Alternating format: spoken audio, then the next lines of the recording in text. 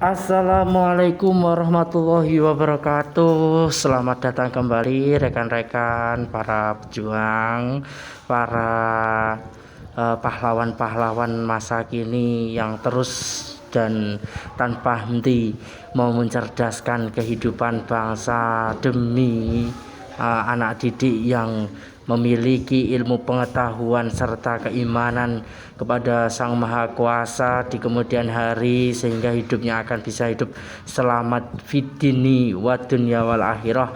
Amin ya robbal alamin. Mari berjumpa kembali bersama saya di sini di channel TPA Media Channel. Semoga di channel ini akan menambah keberkahan bagi kita semua, dan tentunya salah satu upaya kita dalam meraih apa yang akan kita inginkan dengan ikhtiar ini, semoga Allah Subhanahu wa Ta'ala senantiasa memberikan curahan berbagai wujud apa yang telah kita upayakan, sehingga nanti Allah Subhanahu wa Ta'ala akan memberikan sesuai dengan apa yang dikehendaki atau yang diusahakan oleh makhluknya. Tentunya dengan ikhtiar dan berusaha, ikhtiar dan doa maksudnya ya, tentunya dengan ikhtiar dan berdoa, semoga Allah Subhanahu wa Ta'ala benar-benar akan meridhoi dan akan mengabulkan setiap apa yang kita kerjakan. Oke, langsung saja kita bahas untuk mengkaji pernyataan dari berbagai soal yang akan kita bahas ke depan. Langsung saja kita bahas nomor 1. Namun sebelum kita bahas bersama-sama, marilah kita membaca doa bersama-sama terlebih dahulu. Bismillahirrahmanirrahim. Raditu billahi robba wa bil islami dina wa bi muhammadin nabiyya wa rasulah. Rabbi zidni ilma warzuqni fahma. Amin ya rabbal alamin. Nomor 1. Di dalam Al-Quran ada ayat-ayat Al-Quran yang tidak diketahui maknanya secara langsung. Biasanya berada di awal surat seperti Alif Lam Mim, Toha, Sod, Kaf, Ha, Ya, Ain, Sod, memiliki nama sebagai A. Sodaktus suar, B. Baroktas suar, C. Fawatihus suar, D. Barokatus suar. Manakah jawaban yang paling tepat dari rekan-rekan yang rekan-rekan semua pilih? Mari silahkan dipilih jawaban yang paling tepat. Jawaban yang paling tepat adalah yang betul sekali dari jawaban para rekan-rekan sekalian.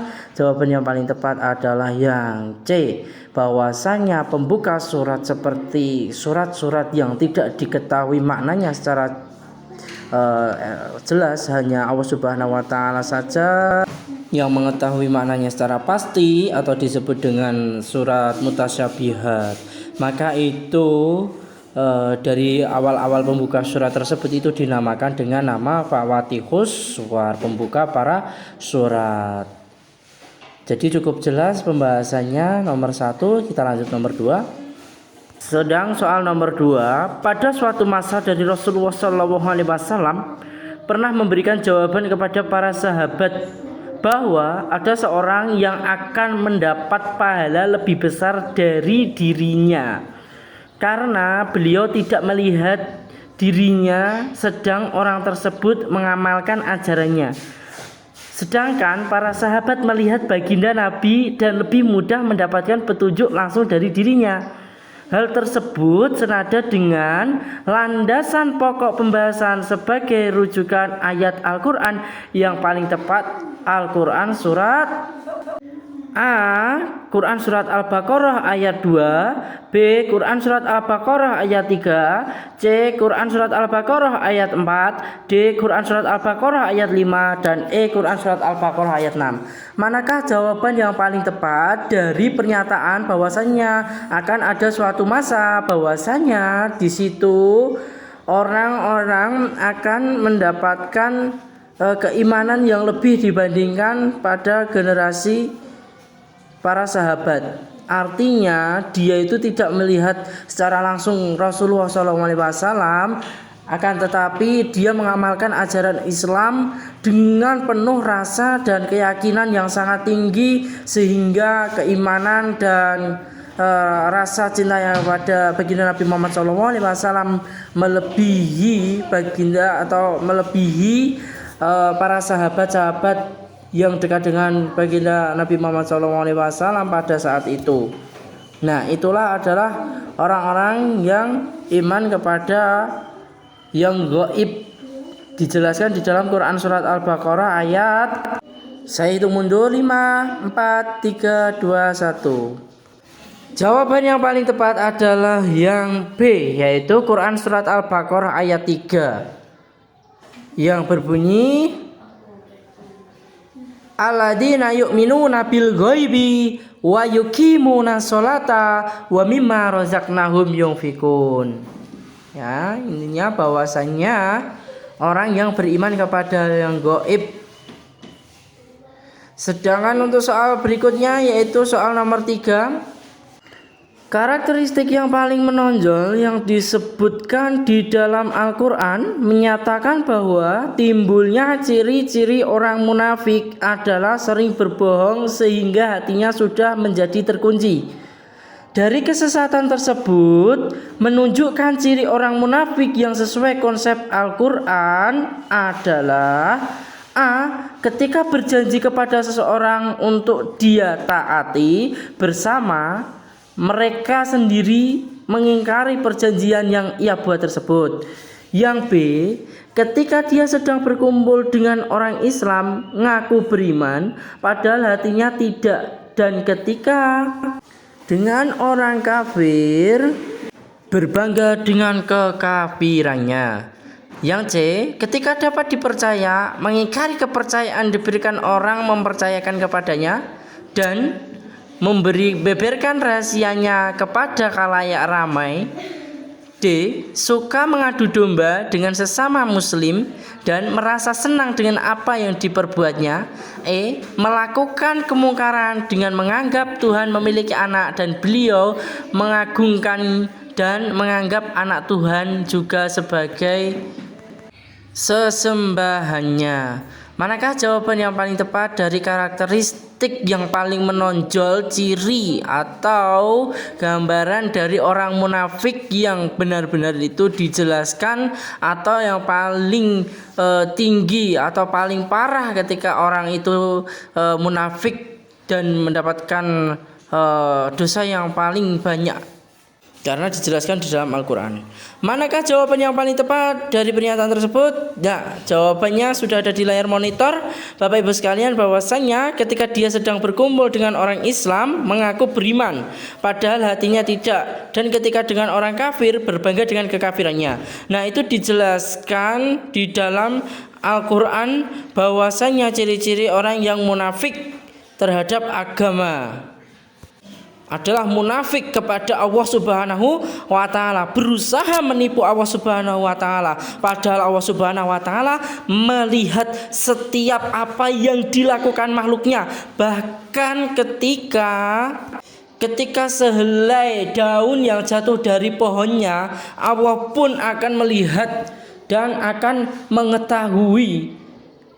Bahkan isi hati setiap manusia itu diketahui oleh Allah Subhanahu wa taala. Maka ciri orang munafik yang paling berbahaya yaitu menipu Allah Subhanahu wa taala. Sesungguhnya dirinya sendiri yang tertipu karena Allah Maha mengetahui segalanya. Maka yang dijelaskan di dalam Al-Qur'an yang paling tepat adalah yang B, yaitu dia berbohong atau bangga dengan kekafirannya, namun ketika dia bertemu dengan orang-orang Islam mengaku beriman hanya untuk mengejek dan memperolok-olok untuk menunjukkan kepada orang bahwasanya dia beriman. Jadi saya tekankan sekali lagi, menipu keimanan adalah kerugian yang besar bagi manusia. Padahal tidak beriman sama sekali, dia hanya menipu Allah, tetapi dirinya sendirilah yang sebenarnya menipu dirinya. Kita akan melanjutkan. Pak Eko adalah guru profesional yang selalu mengingatkan peserta didiknya untuk mendahulukan ibadahnya dibandingkan urusan pribadi, serta mengajak siswa gemar memperbanyak bersolawat atas Nabi. Dan mencatat perilakunya, namun sebagian siswa masih ada yang kurang sopan terhadap guru seperti berbicara dengan nada tinggi, serta hal-hal yang masih terabaikan seperti siswa belum melengkapi pemahamannya dengan keilmuan. Di samping itu, siswa masih kurang dalam memperhatikan lingkungan. Bahwa upaya yang dilakukan dan diamati oleh Pak Eko menunjukkan bahwa sikap tersebut termasuk ke dalam bentuk iman kepada A. Allah Subhanahu wa Ta'ala, B. Malaikat, C. Kitab-kitab Allah Subhanahu wa Ta'ala, D. Nabi dan Rasul, E. Hari akhir. Manakah jawaban yang paling tepat? Tentunya itu ada kata kunci yang rekan-rekan dan teman-temanku sekalian ketahui atau pahami bersama, bahwasannya apa yang dilakukan oleh guru tersebut itu menunjukkan dari sebuah sikap bentuk keimanan kepada apakah Allah, malaikat, kitab-kitab Allah, Nabi dan Rasul, atau hari akhir. Ya, mari kita bahas bersama-sama. Jawaban yang paling tepat dari soal nomor 4 ini adalah iman kepada malaikat, yaitu bahwasannya seorang guru tersebut mencatat setiap kebaikan dan keburukan yang dilakukan oleh para siswa-siswinya, sehingga itu termasuk sesuatu yang menunjukkan bentuk sifat yang dilakukan oleh malaikat Raqib dan Atid yang bertugas mencatat amal baik dan buruk, sehingga apa yang dilakukan oleh guru tersebut mengingatkan agar bahwasannya setiap aktivitas yang dilakukan oleh siswa-siswinya itu senantiasa dicatat sebagai bentuk amal kebaikan atau keburukan, sehingga nanti akan dipetik dari apa yang telah ia upayakan. Karena sejatinya potensi yang dilakukan oleh makhluk atau manusia di muka bumi ini hanyalah 2. Kalau tidak baik, ya buruk. Seperti yang dijelaskan di dalam Al-Quran, yaitu potensinya fujuroha, celaka, atau watakwaha, atau bertakwa kepada Allah Subhanahu wa Ta'ala. Soal nomor 5, problem kognitif yang muncul pada anak dilihat dari teori perkembangan kognitif ala Piaget, diantaranya disleksia, disgrafia, dan diskalkulia. Jika hal tersebut termasuk menjadi problem umum bagi perkembangan anak usia sekolah, adalah usia sekolah A. PAUD, B. TK, C. SD, D. SMP, E. SMA. Manakah jawaban yang paling tepat? Silakan dipilih. Saya hitung mundur 5, 4, 3, 2, 1. Ya, jawaban yang paling tepat adalah yang C. Bahwasanya problem umum dari permasalahan anak terkait dengan lemahnya di dalam dia menulis, atau kebalik-kebaliknya dalam menulis sebuah huruf, kemudian lupa untuk mengingat kembali kata-kata sehingga dia mengeja huruf sehingga dia terbalik-balik mengejanya, atau membacanya kurang lancar. Selanjutnya kesulitan di dalam menghitung, perkalian, dan lain sebagainya. Itu adalah problem dari anak usia SD. Dikarenakan anak PAUD, TK itu belum bisa mengenal huruf atau bahkan membaca. Jikalau ada, itu hanya beberapa saja yang dilakukan oleh orang tua yang secara intensif atau melakukan bimbingan secara khusus. Tapi kalau problem umum, anak yang sudah bisa mulai membaca itu adalah anak SD, mulai belajar menulis adalah anak SD dan lain sebagainya, itu adalah sudah menjadi bagian dari perkembangan anak usia SD. Sedangkan kalau SMP sudah melaksanakan program lanjutan dari SD, SMA, sehingga bakat-bakatnya itu yang tadinya anak tersebut kesulitan menulis huruf, membaca, dan lain sebagainya, untuk SMP dan SMA itu sudah menjadi mahir. Hal itu sudah tidak akan terulang lagi atau sudah terbiasa, sehingga perkembangan kognitif anak semakin matang, tidak akan terulang kembali atau sudah menjadi lancar. Ya, begitulah perjumpaan dengan saya di channel TBA Media Channel. Semoga bermanfaat bagi kita semua. Dan jangan lupa untuk selalu memberikan like, comment, subscribe kepada channel ini agar channel ini bisa berkembang dan bisa bermanfaat bagi semuanya, khususnya bagi Bapak Ibu guru. Semoga bermanfaat untuk kedepannya untuk menghadapi soal-soal yang semacam ini. Dari saya, salam teacher movement, guru pembawa perubahan, salam cerdas, cermat, dan terengginas supaya hidup kita semakin berkelas. Terima kasih, sampai jumpa di pertemuan-pertemuan berikutnya. Assalamualaikum warahmatullahi wabarakatuh. Bye bye.